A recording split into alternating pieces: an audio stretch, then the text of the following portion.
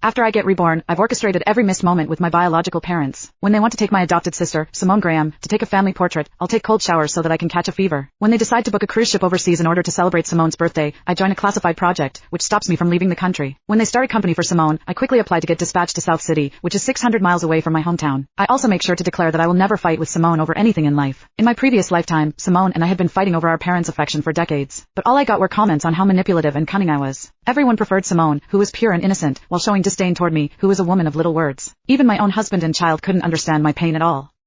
We're all family here, aren't we? Can't you just stop your dramatics for a few days? Whenever I come home, you always start a fight and cause unrest among everyone. You really should reflect on your own actions. Just like that, I died on my sickbed all alone. When I open my eyes again, I've returned to the day I get accepted back into my family. This time, I'm not going to fight anymore. I'm going to live for myself instead. Chapter 1. I stepped out of the bathroom, shivering from head to toe. I had forced myself to take a cold shower. If I came down with a fever tomorrow, I'd have an excuse to skip the family portrait. I looked at my decade-younger reflection in the mirror, then at the project proposal I had once abandoned sitting on my desk. My eyes hardened with resolve. In my previous life, my adoptive sister, Simone Graham, had booked a famous photographer she found online to take a family portrait. It was the first time I had ever taken a family photo with the Grahams since they had welcomed me back into the family. I'd looked forward to it for weeks. I'd even worn the most expensive dress I'd brought from the orphanage, one that I'd always been reluctant to touch. But when we got the photos back, I had been cleanly photoshopped out of the corner. It was all because Simone had casually said, Felicia's vibe doesn't really match the rest of the family. The photo looks kind of weird with her in it. Back then, I tried to defend myself, only to be accused of lacking taste and embarrassing the Graham family. It took dying once for me to finally get the point. Just like that family portrait without me in it, there had never been a place for me in this family. If that was the case, why should I humiliate myself by trying to chase after them? This time, I simply wouldn't go. Just as I had planned, when I woke up the next morning, I was burning with a fever. I didn't even have the strength to get out of bed. My head was foggy when I heard someone push my bedroom door open. My mom, Riley Colton, stood there with a frown. I called you several times.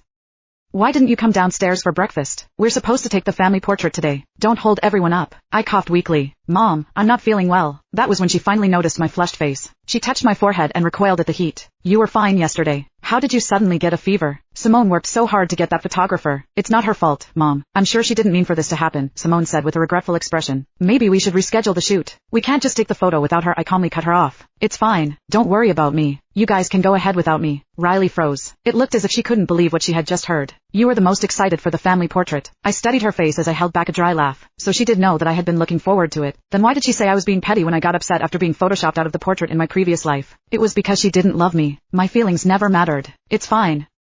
Don't worry about me. You guys can go ahead without me, I repeated myself. Riley suddenly exploded. Fine. You said it yourself. Don't throw a tantrum when we're done. She dragged Simone out of the room, never once asking how I felt. I lay staring at the white ceiling. Before I died, I had been just as lonely, lying in a hospital bed all by myself. Even after I found my biological parents, got married, and had children, I was still Felicia Graham, someone nobody loved. Mom, Dad, I'll stop making a